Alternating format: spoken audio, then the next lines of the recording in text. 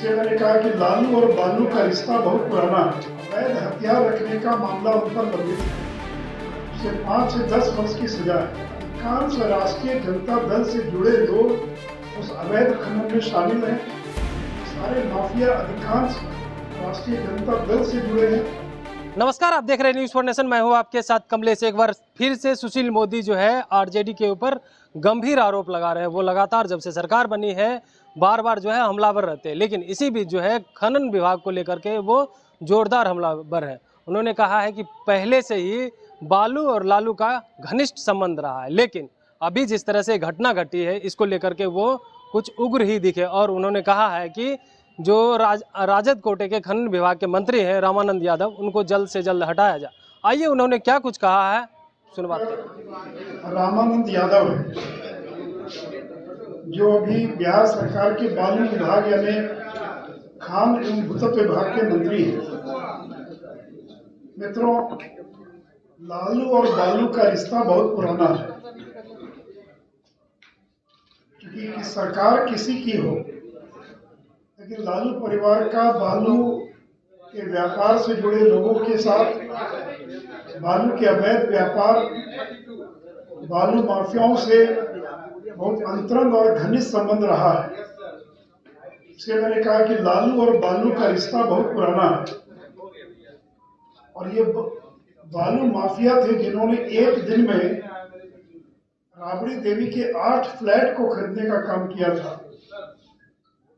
और आपको ये जानकारी मिली होगी कि परसों पटना जिला के जो खनन कार्यालय है, माइंस डिपार्टमेंट की जो ऑफिस है, वहां पर एक संतोष कुमार नामक युवक जो अपने आप को सत्ताधारी दल के विधायक से का नजदीकी बता रहा था, वो घुसकर और किस प्रकार का गाली गलौज कर रहा था, किस प्रकार की धमकी दे रहा था, जान से मारने की धमकी दे रहा था।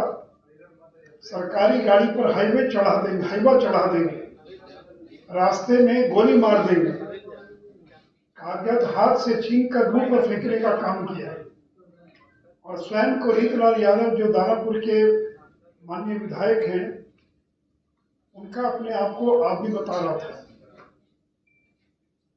मित्रों, डॉक्टर रामानंद यादव पर अनेक गंभीर आपराधिक मामले हैं। आप अगर चुनाव आयोग में जिन्होंने एफिडेविट फाइल किया है उस पर जाएंगे तो आप देखेंगे कि रंगदारी से जुड़ी धारा पर है। और रंगदारी में भी एक्सटॉर्शन, मौत का भय दिखाकर एक्सटॉर्शन, इसमें 10 वर्ष की सजा का प्रावधान है। अवैध हथियार रखने का मामला उन पर लंबित है, इससे 5 से 10 वर्ष की सजा है। पुलिस से हथियार छीनना न्यूनतम 10 वर्ष की सजा है। 35 आर्म्स एक्ट, जिसमें 7 से 10 साल की सजा है। पुलिस से हथियार छीनना, हथियार छिपा कर रखना, चोरी का सामान रखना, ऐसे गंभीर आरोप उन पर लगे हुए हैं। पुलिस ने जो एफआईआर दर्ज किया है उसमें विभिन्न धाराओं के अंदर ये सारे मामले उन पर चल रहे हैं।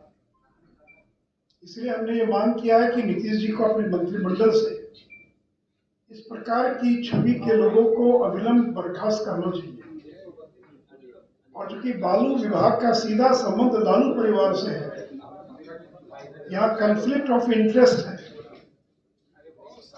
हितों में टकराहट है, तो इसलिए जो बालू का विभाग है यानी जो खान एवं भूतत्व विभाग है, वो राजद के कोटे से छीनकर कांग्रेस या जनता दल के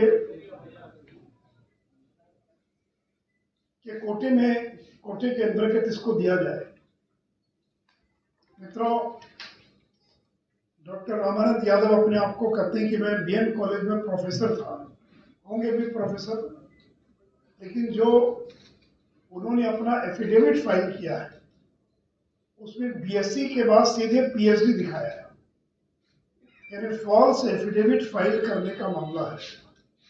अगर आपने पीएचडी किया तो आपने कहीं न कहीं से एमएससी किया होगा, और एक जगह नहीं 2 जगह जो शैक्षणिक योग्यता का उल्लेख है उसमें लॉ किया उन्होंने, बीएससी किया उन्होंने, और सीधे बीएससी के बाद पीएचडी। तो मुझे पता नहीं हिंदुस्तान के किस विश्वविद्यालय में बीएससी के बाद सीधे पीएचडी होता है।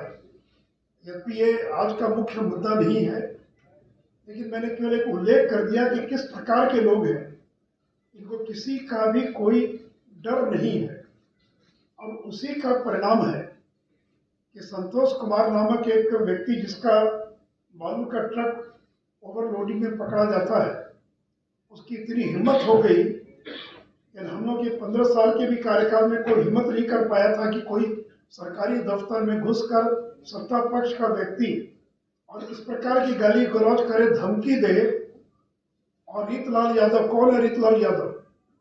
हमारे दानापुर की जो विधायक है आशा देवी, उनके पति सत्यनारायण जी की हत्या का आरोपी है, ट्रायल अंतिम समय में। तो राष्ट्रीय जनता दल में किस प्रकार के लोग हैं, ये उसका एक उदाहरण है। मुझे पता है कि रीतलाल यादव का इनकार कर देंगे, मेरे आदमी नहीं है, लेकिन दानापुर के विधायक हैं। और ये जो बालू का जो अवैध खनन होता है, जो हम लोग के समय में भी होता था, उसमें अधिकांश राष्ट्रीय जनता दल से जुड़े लोग उस अवैध खनन में शामिल हैं। वो सारे माफिया अधिकांश राष्ट्रीय जनता दल से जुड़े हैं। और इसलिए दो बड़े नाम बालू माफियाओं के, एक है सुभाष यादव। ये जो सुभाष यादव हैं, इनकी 3 बड़ी कंपनी है बालू की, जो बालू की माइनिंग करती है। Brodson construction private limited, Vanshidhar construction private limited और मोर मुकुट लिमिटेड प्राइवेट लिमिटेड।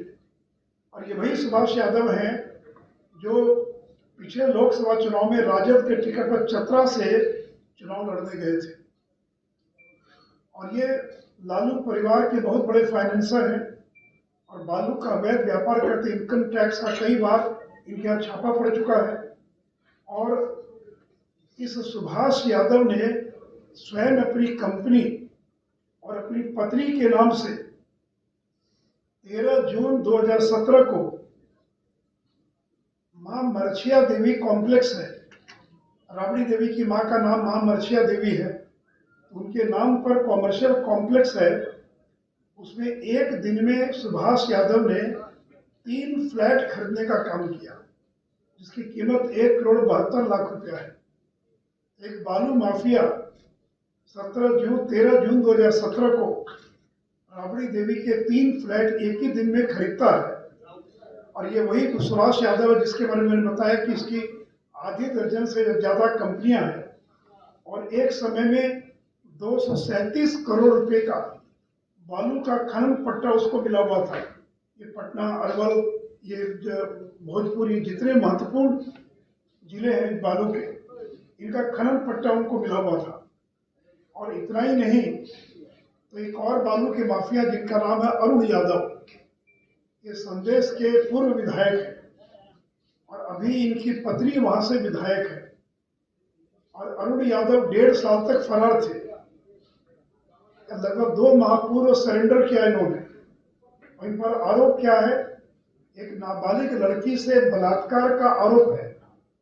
इस मामले में 1.5 साल तक फरार थे और जब आरा जेल में सरेंडर किए, यानी जब आरा में सरेंडर किए, तो जेल उनको नहीं जाना पड़ा, सीधे जेल से ये अस्पताल चले गए। पिछले 1.5-2 महीने से अस्पताल में है।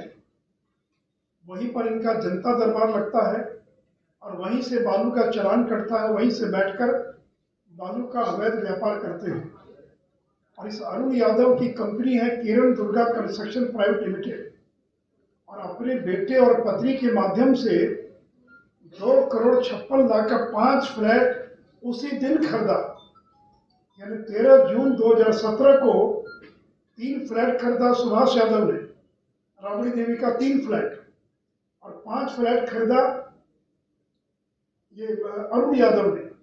यानी कुल मिलाकर 4,28,00,000 रुपए का 8 फ्लैट एक ही दिन पटना के प्राइम लोकेशन में बालू माफियाओं के द्वारा खरीदा जाता है। और ये जमीन कौन सी है? रेलवे में नौकरी के बदले जो जमीन लिखवाया, उसी जमीन पर फ्लैट बना और उसी फ्लैट में 18 फ्लैट की मालकिन है राबड़ी देवी और 8 फ्लैट एक ही दिन में बालू माफियाओं को बेच दिया जाता है।